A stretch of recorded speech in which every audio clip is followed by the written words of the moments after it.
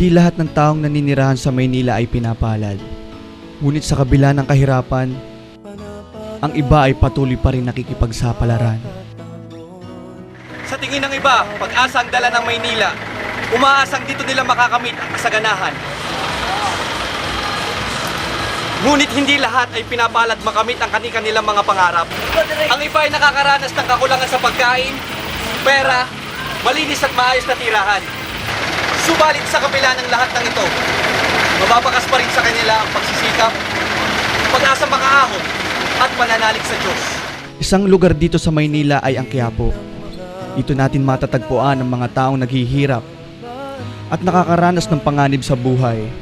Subalit ganun pa man, kahit konti lang ang kanilang kinikita, pinagkakasya pa rin nila ito para may pantawid man lang ng gutom ng kanilang pamilya. Tulad na lamang ng buhay ni Aling Rose.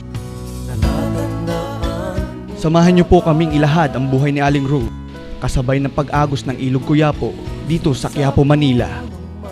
Sa episode po naming pinamagatang Bahay Ilalim, Buhay Ibabaw. Ako po si Nonilon Insyong. Kasama ko ang Ace Production Team dito sa Public Eye.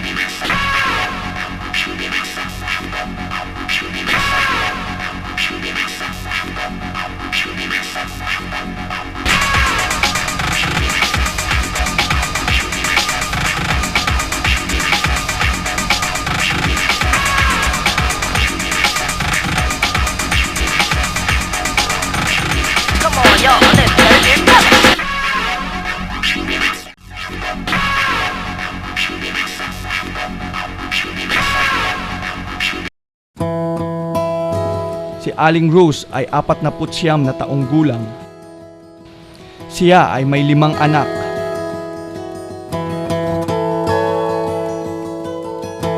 Apat na taon na siyang nakatira sa ilalim ng tulay ng Ilog Quiapo.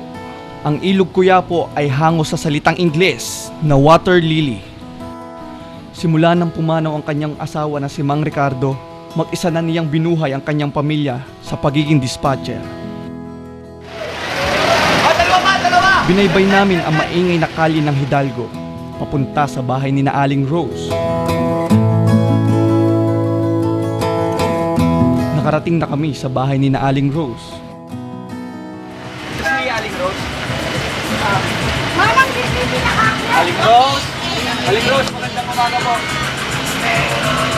Bumaba ako sa makipot na hagdan ni Aling Rose at ibang sumalubong sa akin.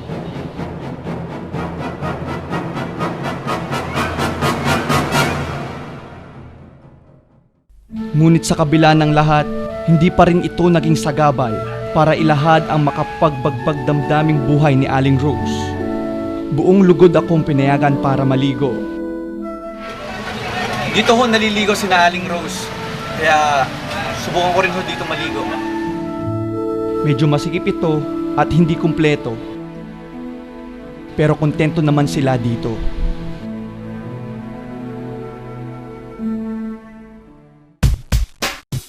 Sa bungad ng bahay ni Aling Rose, matatagpuan ang karinderya kung saan kami bumili ng aming pananghalian.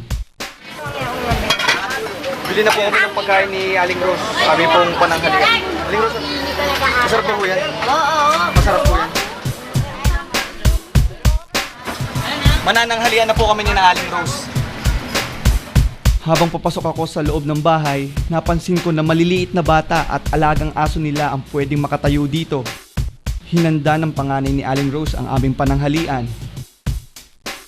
Bago kami kumain, nalaman ko na si Aling Rose pala'y tulad rin ng ibang ina na laging nangangaral sa kanyang mga anak. Sila piyo kung nasa din. Ako nagsasawa na talaga ako magkampun dito.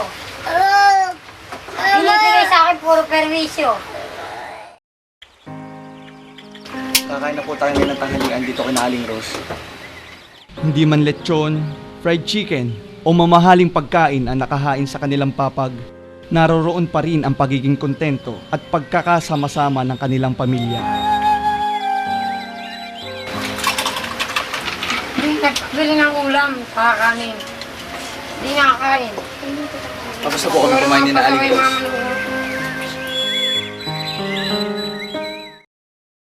Kasama po natin ngayon si Aling Rose Peralta. Ano po yung trabaho niyo po ngayon? Yung dispatch. Anong oras naman po kayo nagtatrabaho? Alas 2 hanggang gabi na. Bali, ilang taon na po kayong dispatcher? 4 na taon.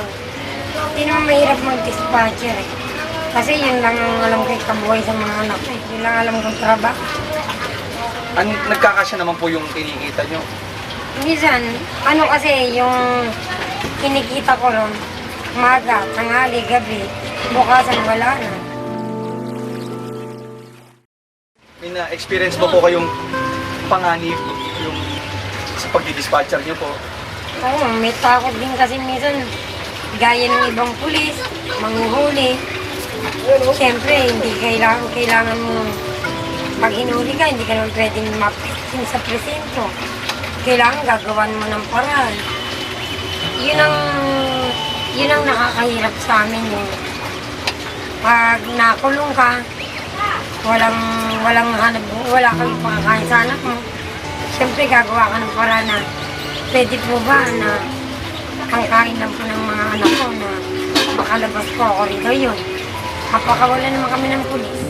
Masaya, mahirap, kasama na.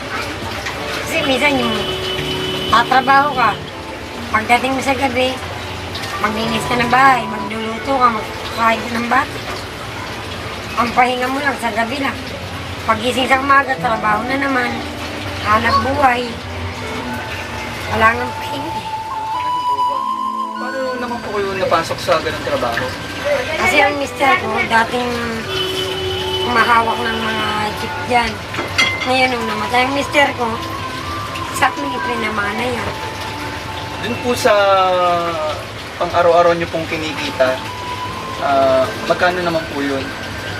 Di pa rin pero, minsan 200, 300. Hindi siya bababa sa 200.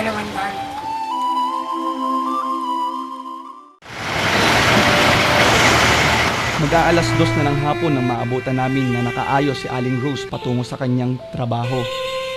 Sa bawat jeep na napupuno niya, 2 piso lang ang inaabot sa kanya ng mga jeepney driver.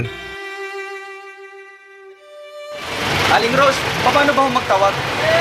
Wala, sisigaw ka lang. Ay, natawag mo na yung jeep. Tapos yung pasahero, aakit siya sa jeep. Ay, bibilangin mo kung ilan ang kulang. Ilan ba sa jeep bago mapuno? Ilang tao? Hindi pare-pareho eh. Yung ganyang kahaba. Ano yan, 10. Pag ganun kaigse, 8 lang. Subukan natin magtawag gaya ng ginagawa ni Aling Rose. Balik! Balik! Waluhan niya, waluhan! Waluhan!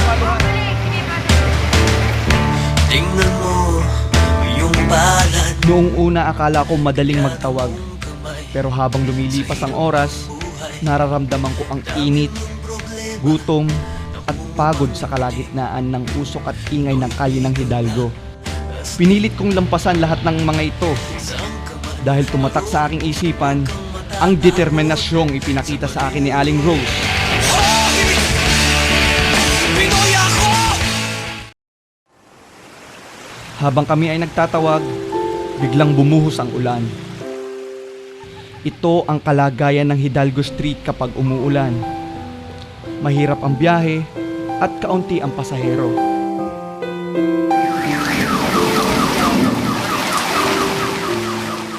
Sa sobrang lakas ng ulan, naisipan naming sumilong sa ilalim ng tulay. Ay nako, inabot na kami ng ulan ni Aling Rose. Ang hirap talaga ng buhay. Kagaya rin ho ni Aling Rose, magtatawag rin ho ako kahit umuulan.